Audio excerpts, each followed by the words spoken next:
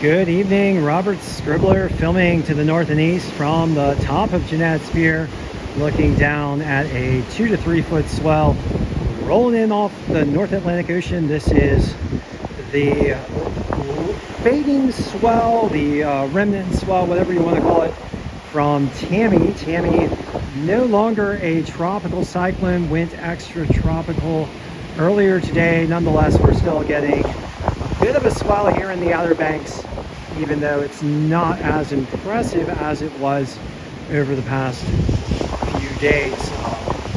Many of us did get out and enjoy the surf from Tammy, and it has certainly been a fantastic couple of days with gorgeous clean waves and beautiful swells rolling in here.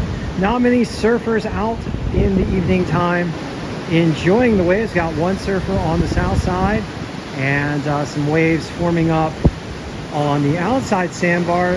Surfer here looking like he is chasing waves primarily on the inside sandbar, but might be looking to paddle out and catch a couple of these bad boys that are forming up a little bit further to the outside. We'll see if he catches one before I get into the wave observations up and down the Outer Banks. But right now we do have southwest winds picking up. Woo! A little bit of a late takeoff. Oh, into the foam ball.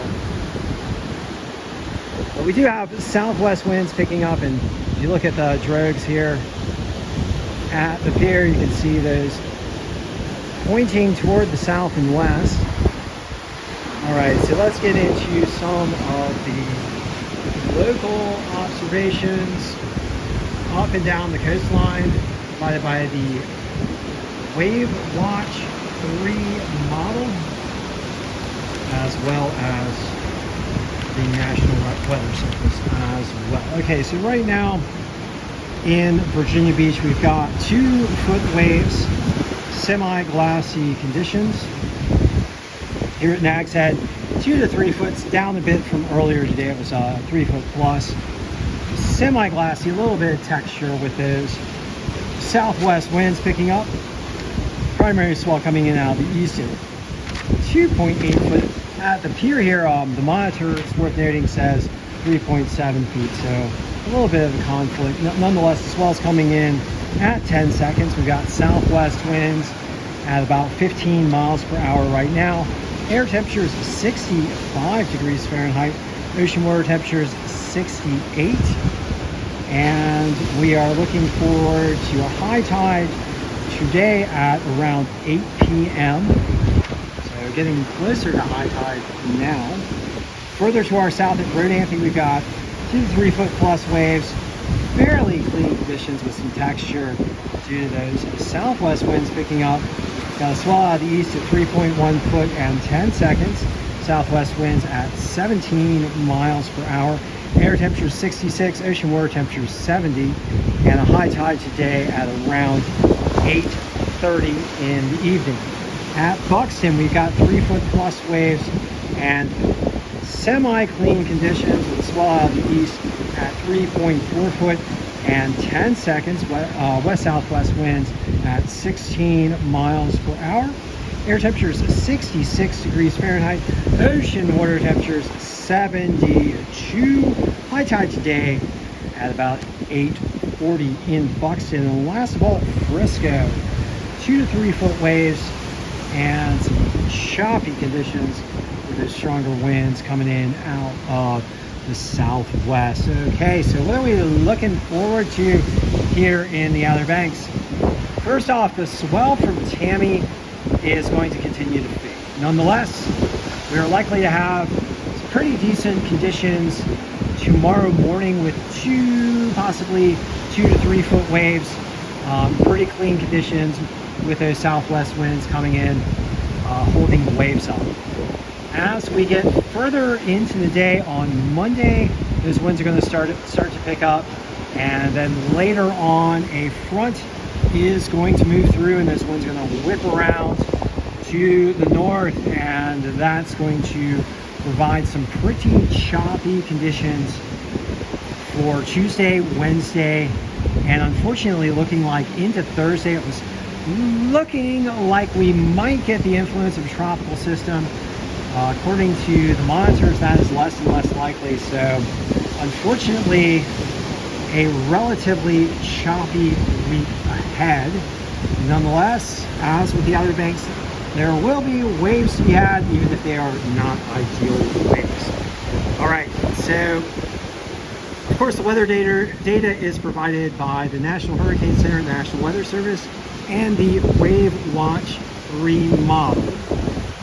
Would also like to note that we do have a disturbance that the National Hurricane Center is monitoring down the Bahamas. That's the one that I was talking about just a moment ago.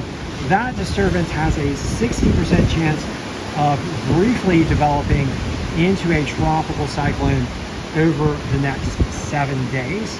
We'll have to keep an eye on the system as it interacts with a front that is sweeping in from the west. But nonetheless, it looks like the opportunity for this system to develop into a cyclone of significance is rapidly fading. And then last of all, we've got a disturbance in the Southwest Caribbean with a 20% chance of developing over the next 7 days. Okay, so thank you for joining me for this Sunday, October the 29th session of the OBX Wave Report. I hope you guys did get out into the water and enjoy the fantastic waves from Tammy. I will be going remote starting on Tuesday, so I'll be still providing the wave reports as best I can, but starting on Thursday, I will be in the Atlantic Ocean on a ship at sea. So it might be difficult for me to provide these wave reports for you in a timely fashion. Nonetheless, I will still collect the data for you and upload the wave reports for you guys when I get the opportunity.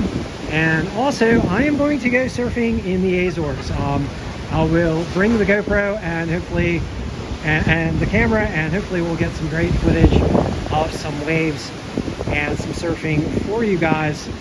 One of the locations is super crazy. I'm not sure if I'm going to try it.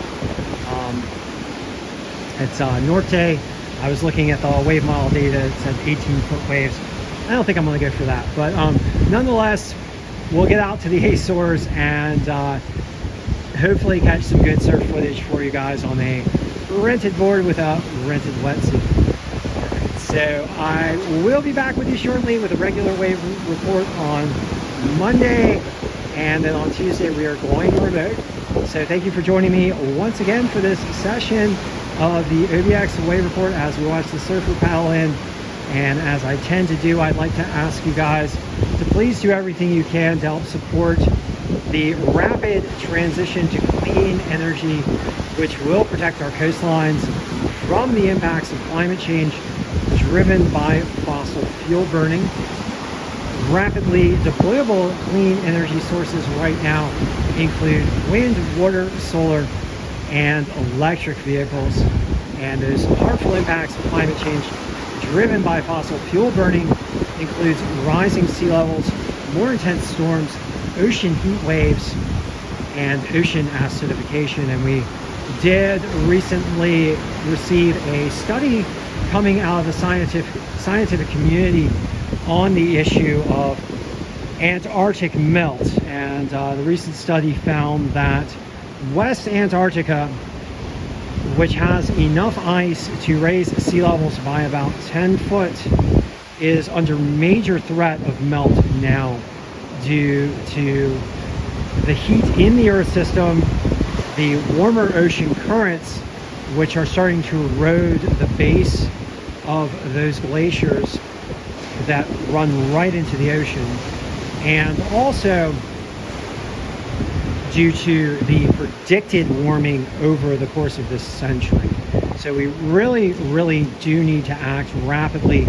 If we do see a 10-foot sea level rise over the course of this century, or this century and the next, or the next 3 centuries, doesn't really matter how long. If we get 10 feet of sea level rise, the place where I'm standing, well, the pier itself will probably no longer exist, but the Outer Banks, looking back here, will all pretty much be underwater. Most of the Outer Banks are below 6 feet of sea level, so yeah, 10 foot would be very bad, not only for the Outer Banks, but also for a good chunk of South Florida and New Orleans, and just massive swaths all up and down all the coastlines all around the world. So we really do need to get our act together and mass deploy clean energy, get those wind turbines running and those solar panels up, and those electric vehicles going, and do all the other things that enable mass electrification, to include the mass deployment of batteries. Alright, so thank you for joining me once again for the OBX waveboard. I know I've almost concluded a few times now, but I am signing off for sure. It's been a wonderful few days. We've got more GoPro footage that we're going to upload. It uploads up to my story on Instagram yesterday, and we're going to upload some more both to YouTube and to Instagram as I go remote. So thank you guys once again.